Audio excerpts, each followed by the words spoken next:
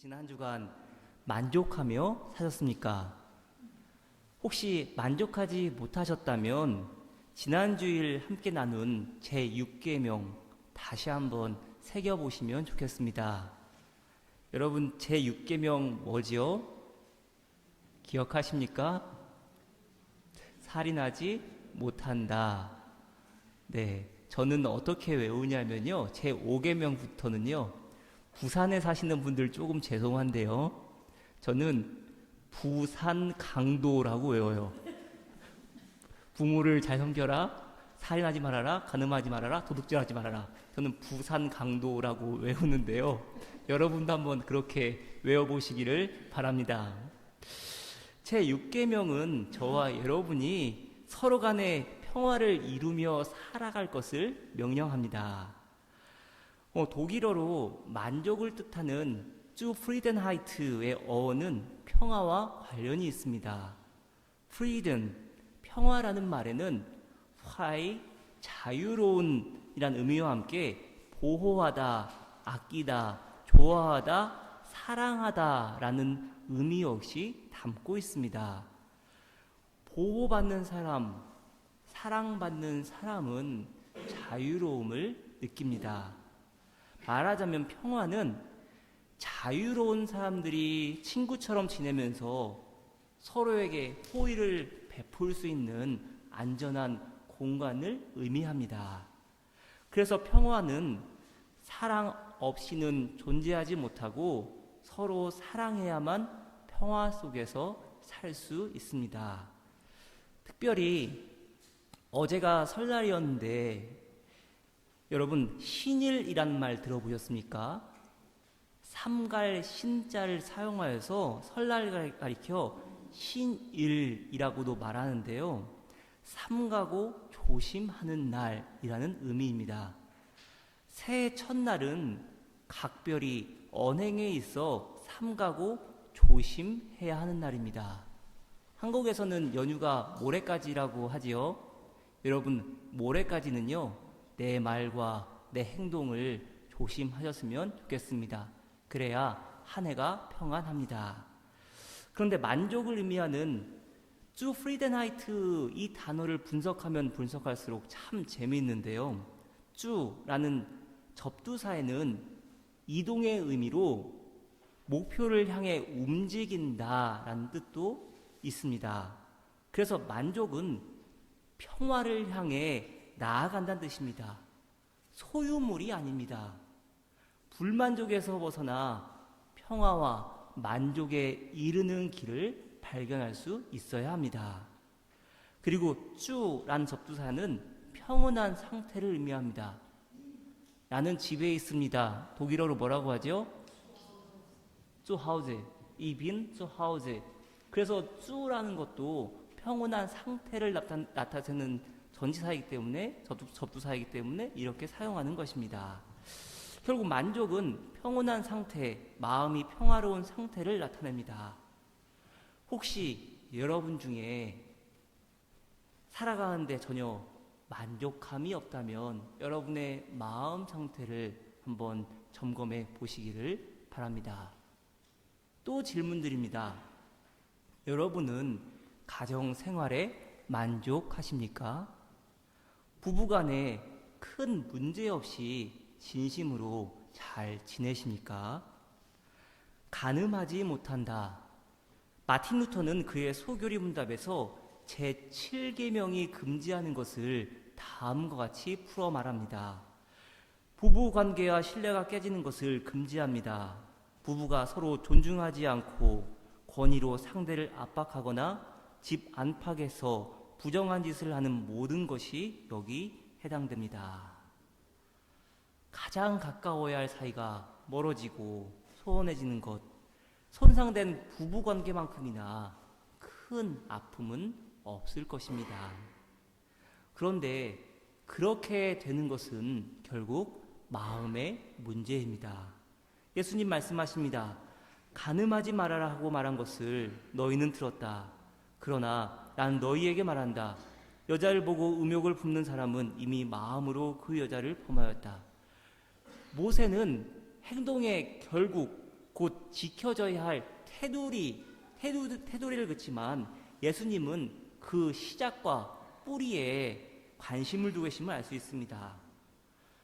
간음은 음욕의 결국이고 음욕은 간음의 시작이기 때문입니다. 결국 우리의 마음을 잘 단속해야 하는데 그래야만 하는 근본 이유가 있습니다. 마음이 청결한 자가 하나님을 볼 것이기 때문입니다. 제7계명은 다른 계명들과는 달리 독특한 면이 있습니다. 당사자에게 직접적인 해를 가하지 않는다는 사실입니다. 내 부모를 공경하라. 제5계명을 어기면 부모의 권위가 타격을 받습니다. 살인하지 말라. 제6계명을 어기면 이웃의 신체가 손상을 입습니다. 도둑질하지 말라. 제8계명을 어기면 이웃의 재산이 손해를 입습니다. 그러나 제7계명을 어기는 자에게는 어떤 직접적인 손해가 있습니까? 여러분 명심하시길 바랍니다. 죄는 마음이 빗나가는 데에서 시작됩니다. 마음이 영적 전쟁터이고 이 영적 전쟁터에서 실패하게 되면 패배하면은 삶은 보나마나 패배의 열매를 맺을 수밖에 없습니다. 그리고 음욕의 가장 크고 가장 비극적인 대가는 다름 아니라 더 이상 하나님의 얼굴을 마주 볼 수 없는 심령이 된다는 사실입니다. 여러분 신앙생활하면서 어찌 커트라인 안에서 왔다 갔다 하는 정도의 삶으로 그런 삶의 수준으로 만족하시겠습니까? 구원받은 성도로서 온전히 누려야 할 삶의 기쁨, 하나님의 얼굴을 뵙는 그 크고 형언할 수 없는 기쁨 속에서 살아가야 하지 않겠습니까? 흙탕물이 깨끗한 물이 되었는지를 판별할 수 있는 방법이 있습니다. 물에 비추어 봤을 때 하늘에 흰 구름이 비치거나 내 얼굴이 비치면 깨끗하게 된 것입니다. 마찬가지로 자신을 살펴서 약하고 더러운 것을 씻어버린 후에야 그 모습 속에서 자신의 모습도 보고 하나님의 모습도 보게 됩니다. 그래서 중요한 것이 있습니다. 자기 성찰과 자기 부정에 게으르지 않는 것입니다. 여러분 정원 많이 갖고 계시죠? 만일 정원을 돌보지 않고 가만 내버려 두면 어떻게 됩니까? 또 집안에 창문을 닫지 않고 그냥 내버려 두면 어떻게 되겠습니까? 매일 자기를 되돌아보며 악하고 더러운 마음을 씻어내야 합니다. 자기 마음을 깨끗이 하고 맑게 해야만 거기서 하나님을 볼 수 있고 천국을 볼 수 있고 이웃을 볼 수 있으며 세계를 볼 수 있는 것입니다. 존 웨슬리의 설교 중 일부를 들어보시기 바랍니다. 성경을 읽는 중에 당신 자신을 말씀의 거울에 비추어야 한다. 그리고 성경을 읽으면서 자주 멈추어 자신의 마음과 생활을 살피고 주님께 맞추라. 여러분 요즘 성경 열심히 읽으십니까? 왜 대답이 없으시죠? 성경 열심히 읽으시죠? 근데 성경 읽으시는 동안은 동시에 기도와 성찰의 시간입니다. 성경을 읽으시는 가운데 중간중간 그냥 빨리 읽고 끝내버려야지 이렇게 읽지 마시고 성경을 읽으시면서 중간중간 한번 눈 감아 보면서 묵상해 보시기 바랍니다. 그러면서 여러분 자신을 말씀의 거울에 비추어 보는 시간 가져보시길 바랍니다. 자신을 성찰하지도 않고 부정하지도 않고 절제하지도 않는 사람은 참된 신자라고 말할 수 없습니다. 물론 진정으로 기도하는 사람이라고 말할 수도 없습니다. 웨슬리의 또 다른 설교 읽어드릴 텐데요. 여러분, 이러한 때가 언제였는지, 지금 그러고 있는지, 아니면 아주 오래전 얘기다 한번 생각해 보시길 바랍니다. 당신 자신을 알아야 한다. 그리고 당신이 죄인임을 깊이 느끼고 인정하라. 당신 자신을 질타하라. 먼지와 재에 앉아서 당신 자신이 얼마나 비열하고 악한 존재인가를 깨달으라. 당신은 가련하고 악하고 죄 많은 벌레 같은 존재이며 바람에 이리저리 뒹구는 낙엽이며 안개같이 있다가 사라질 죽을 존재이다. 먼저 자신의 눈에 있는 들보를 빼내라. 그 후에 다른 사람의 눈에서 티를 볼 수 있다. 먼저 당신의 영혼을 살핀 후에 다른 사람을 어떻게 대하여야 할지를 생각하라. 간절하게 주님을 찾으시길 바랍니다. 그렇지 않으면 처절하게 주님을 찾을 수밖에 없는 상황이 옵니다.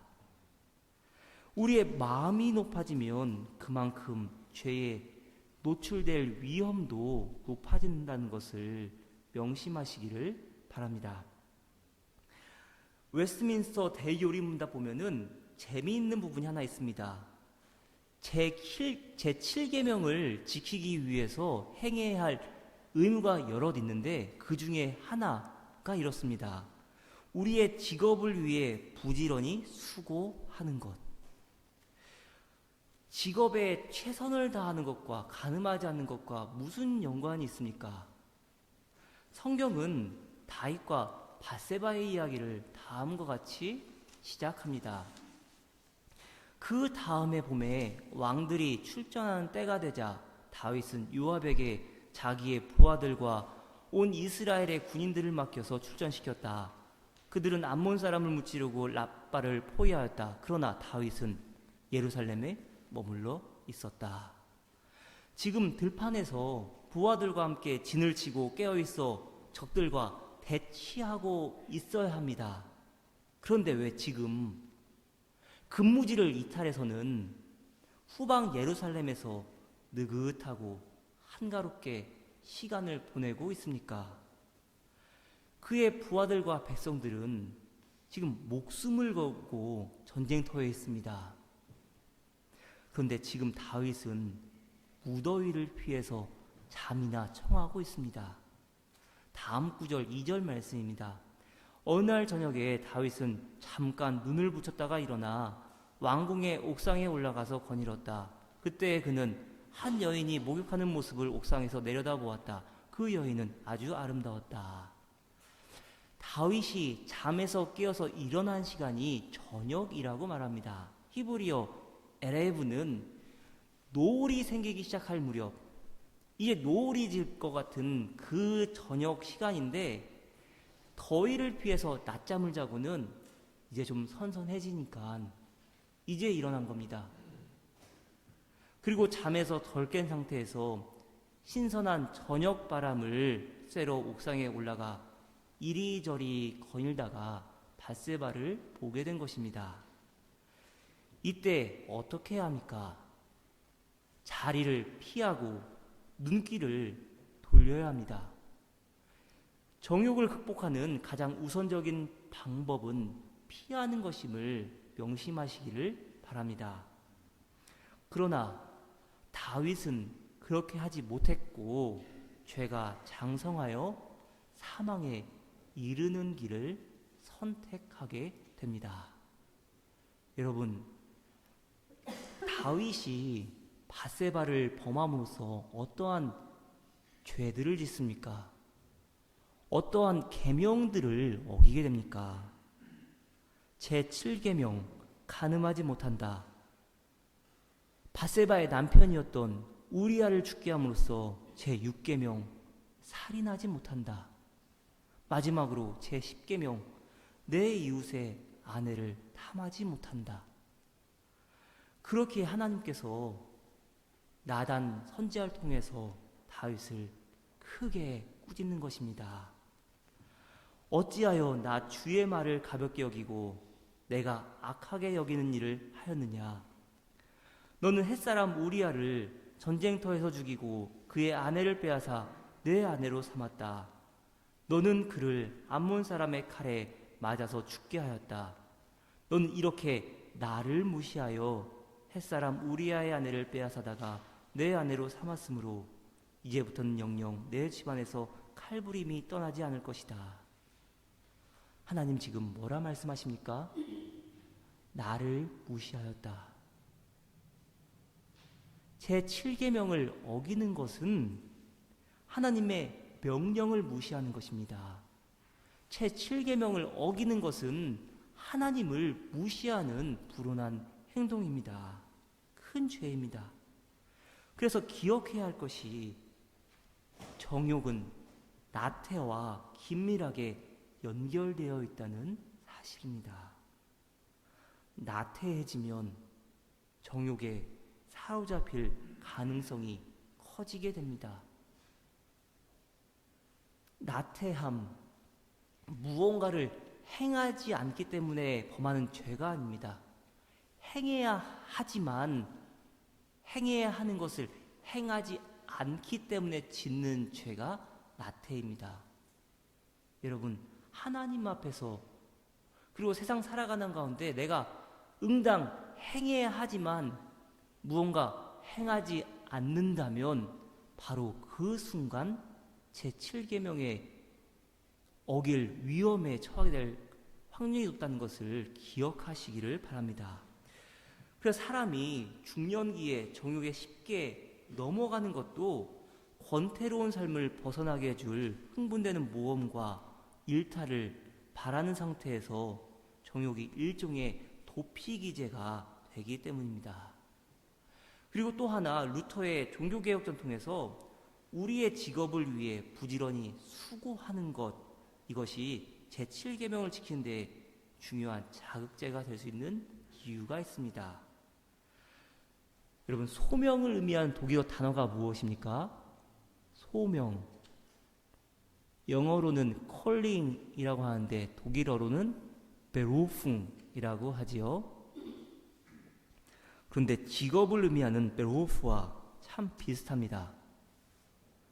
하나님의 부르심이란 뜻의 소명은 중세시대에는 영적 직무에 해당하는 이들에게만 해당되는 말이었지만 루터는 이를 세속 직업에 확장시키고 거기서 직업, 베루프라는 단어를 만듭니다. 다시 말해 세속 직업도 역시 하나님의 소명이라는 겁니다. 그런데 전제 조건이 있습니다. 자신의 일이 이웃의 유익을 도모하고 섬기는 일일 때 그때만 가능합니다. 그래서 루터는 각자 자기 직업을 통해 이웃을 섬기는 일이 곧 세상을 예배로 가득 채우는 길이라고 가르칩니다. 그런데 중년의 다윗은 어떻게 합니까? 왕으로서의 직무에 최선을 다하지 않습니다. 지켜야 할 자리를 지키지 않습니다. 사명감을 갖고 최선을 다해 일해야 할 자리를 지키지 않았을 때 영적으로 가장 깊이 잠들었고 바로 그 순간 하나님께서 금하신 죄를 지었다는 사실 기억하시기를 바랍니다. 그렇다면 여러분은 어디에 있어야 합니까? 여러분의 시선은 어디를 향해야 합니까? 날이 저물고 바람이 서늘할 때에 다윗이 밧세바를 보고 음욕에 빠졌던 그 시간과 비슷할 때일 것 같은데요. 하나님께서 아담과 하와에게 질문하십니다. 내가 어디에 있느냐? 창세기 3장 8절로 9절입니다.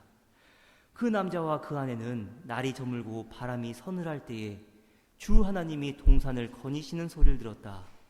남자와 그 아내는 주 하나님의 낯을 피하여서 동산 나무 사이에 숨었다. 주 하나님이 그 남자를 부르시며 묻으셨다. 내가 어디에 있느냐? 여러분, 어디까지 하나님의 눈을 가릴 수 있다고 생각하십니까? 하나님 단호하게 물으십니다. 내가 어디에 있느냐? 한국어 번역으로는 세 음절이지만 히브리어로는 단 한 어절입니다. 아예카. 단호하게 지금 단 한마디로 물으시는 겁니다. 어디에 있느냐? 그런데 참 감사한 것이요. 여러분, 이것도 하나님의 은혜인 것 같습니다. 히브리어 문법 덕분에 하나님의 은혜를 기대할 수 있습니다. 내가 어디에 있느냐? 이 질문에는 시제가 정해져 있지 않습니다. 무슨 말이냐면 내가 어디에 있었느냐, 내가 어디에 있느냐, 혹은 내가 어디에 있을 것이냐 모두 번역이 가능한 겁니다. 하나님은 지금 아담에게 과거와 현재와 미래 이 시간의 틀을 깨어버리고 지금 물으십니다. 만일 우리의 죄를 자복하고 버린다면 불쌍히 여김 받을 것이라는 약속인 겁니다. 잠언 28장 13절 말씀 개역개정 성경을 읽어드립니다. 자기의 죄를 숨기는 자는 형통하지 못하나 죄를 자복하고 버리는 자는 불쌍히 여김을 받으리라. 아에카, 내가 어디에 있느냐? 하나님이 지금 아담에게 이렇게 물으시고 지금 책망하려고 이 질문하시는 겁니까? 물론 책망일 수 있습니다. 그런데 하나님은 지금 아담과 하와를 보시면서 기대하는 것이 있는 겁니다. 하나님의 자녀로서 마땅히 깨닫고 도달해야 할 온전함의 장소, 하나님께서 저와 여러분에게 친히 지정해 주신 거룩함의 장소로 나아갈 것을 간곡하게 부탁하시는 겁니다. 너는 그 장소를 아느냐? 그 장소에 있느냐? 물으시면서 그 장소를 찾아가고 있는 중이냐고 묻고 계신 겁니다. 사랑하는 여러분, 여러분은 지금 어디에 계십니까? 그리고 여러분이 나아가야 할 온전함의 장소, 거룩함의 장소는 어디입니까? 생각으로는 잘 알지만 몸이 따라주지 않습니까? 죄 가운데 놓였을 때 여러분의 연약함을 하나님께 솔직히 아뢰십시오. 그리고 그 자리를 박차고 일어날 의지와 결단력을 허락해달라고 기도하시기 바랍니다. 또한 피할 길을 내사 다시는 그 자리를 찾지 않을 마음의 단단함도 구하시길 바랍니다. 하나님께서 저와 여러분의 마음을 붙드시고 주장하실 줄 믿습니다. 기도하겠습니다. 우리의 연약한 마음을 주장하사 하나님의 말씀을 따라 온전히 살아갈 수 있도록 굳건한 믿음을 허락하옵소서. 예수 그리스도의 이름으로 기도드렸습니다. 아멘.